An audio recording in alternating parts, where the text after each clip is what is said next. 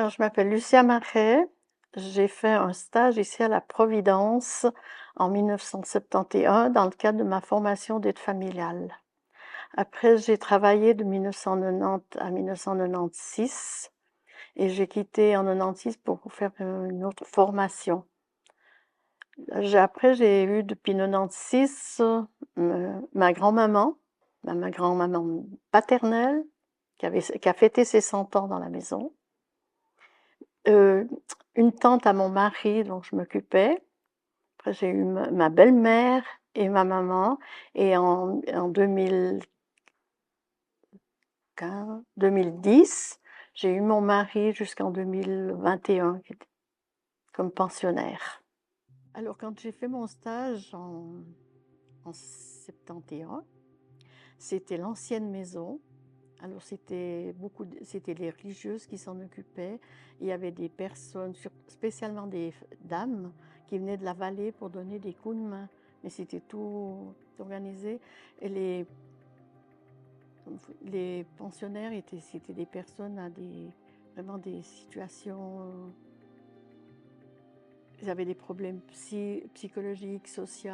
C'était vraiment et c'était très difficile pour les sœurs à cette époque parce qu'il n'y avait pas de médicaments, il n'y avait pas de prise en charge autre que ce qu'elles apportaient à leurs pensionnaires. Il y avait des problèmes d'alcool. Ouais. Et c'est vrai qu'il y avait l'étage à Sœur Catherine où c'était beaucoup des dames qui venaient d'un village où il y avait beaucoup de mariages entre eux, donc ça avait des troubles mentaux et voilà un petit peu Et là, oui, puis il y avait un peu de tout âge. Alors elles allaient souvent ceux qui avaient de l'alcool, ils allaient au, au petit bistrot, au petit café du village, et puis là, ils devaient aller souvent les rechercher, des fois avec une petite remorque pour les ramener. Ouais, elles avaient vraiment du mérite parce que c'était pas... Et ils avaient des situations très difficiles à gérer des fois. Oui, oui parce que c'était beaucoup des cas sociaux, et puis ils venaient de tout le Valais, Romand en tout cas, parce que je pense que c'était un établissement relativement peut-être bon marché, et puis il n'y en avait peut-être pas beaucoup en Valais, mais il y avait c'était beaucoup des cas sociaux quoi, qui venaient dans... Ouais. Alors ça fait 20 ans après, j'avais cherché du travail, puis je me suis présentée, puis c'était sœur Denise, sœur Janine, à l'époque, qui m'a engagée comme aide aux soins, quoi. Alors moi, j'ai toujours bien été accueillie par les résidents, j'ai toujours un bon feeling avec. J'avais des fois un petit peu d'appréhension avec certains cas, parce que c'était très délicat, surtout chez les hommes, parce qu'ils n'appréciaient pas trop. Puis on avait une ou deux personnes qui étaient un petit peu, qui avaient des troubles, donc il fallait savoir les prendre, savoir bien leur expliquer ce qu'on faisait, ce qu'on allait faire. Ouais. Et là, en 20 ans, quand j'ai recommencé en 90, il y avait encore 8 personnes que j'avais connues quand j'ai fait mon stage 20 ans auparavant. Il y avait 4 monsieur et 4 dames, puis il y avait un monsieur qui s'appelait Marcel, et lui, c'était un enfant, une personne avec un peu des troubles comme ça, donc il était mis dans une institution, donc il était ici. Et tous les matins, là, il allait, en 1970, après 90, je n'ai pas souvenir, mais en 1970, il allait avec la petite remorque chercher les boys au Martinet, les boys du lait, quand il vu le cœur postal, il passait, et il les ramenait ici à la Providence. Et c'est une personne qui a beaucoup accompagné les pensionnaires et peut-être les gens de son village quand ils avaient quand il y avait un décès, un enterrement, il allait porter la croix devant le cercueil à l'église. Un petit peu le souvenir. Et en 1970, j'ai aussi reconnu il y avait le dernier habitant des Vernets, ce petit village où il y a la chapelle juste en dessus du rocher, là. Je crois que c'était Louis des l'Église, je crois qu'il s'appelait, on lui disait Louis des Vernets. C'était le dernier habitant de ce petit village.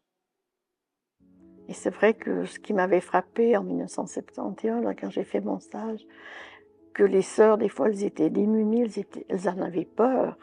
Et je me disais: «Mais il n'y a pas d'infirmier, il n'y avait pas de monsieur pour aider dans ces situations-là, quoi». Elles avaient ça vraiment du mérite.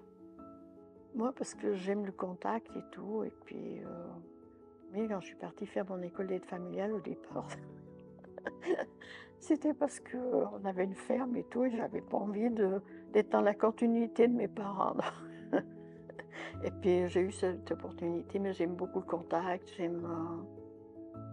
puis j'aime donner quoi, apporter quelque chose, partager, voilà, c'est un petit peu pour cette raison que et puis je pense depuis toute petite, j'ai toujours eu un regard, ça me touchait de voir des personnes dans des situations difficiles. J'avais toujours envie d'apporter quelque chose. Alors c'est comme ça que j'ai fait. Après j'ai fait quand j'ai quitté en 96, j'ai fait une formation dans l'aide et l'écoute. Puis après j'ai repris à domicile comme aide familiale. Alors moi j'avais ma grand-maman, elle a fêté ses 100 ans ici.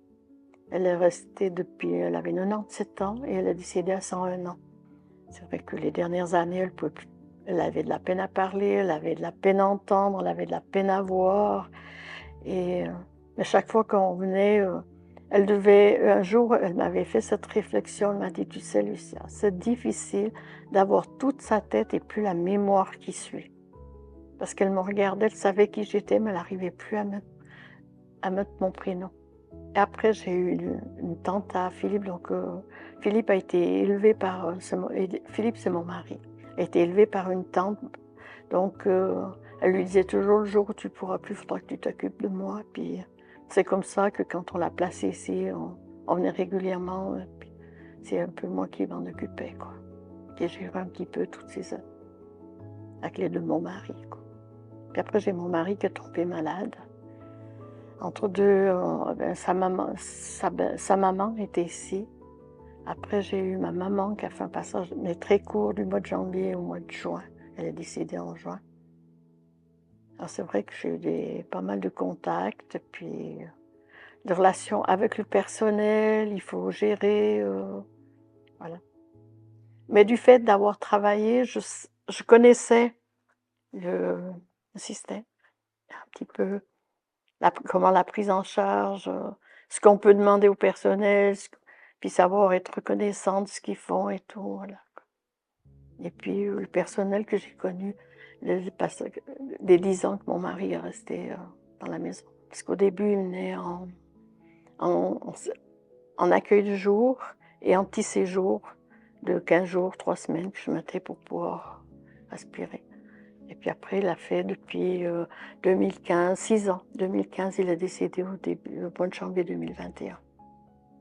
Il avait une maladie dégénérative qui s'appelait la maladie de Huntington. Donc c'est une maladie dégénérative du système nerveux. Donc ils perdent leurs facultés gentiment les unes après les autres. Et puis là, après, mon mari avait un frère et puis une sœur qui est encore toujours dans la maison, qui avait cette même maladie. Son frère est décédé une année après lui. Et puis il y a une nièce qui a fait un petit séjour, qui est décédée, l'année passée, au mois d'août l'année passée. Il y avait aussi cette maladie, c'est une maladie dégénérative et génétique, quoi. Oui. Et je continue encore ce lien parce que je viens ici 4 à 5 fois par année dans le cadre de la fraternité chrétienne des personnes malades et handicapées, dont je suis un petit peu la responsable, que je mène un peu le groupe. Et puis je viens de temps en temps en visite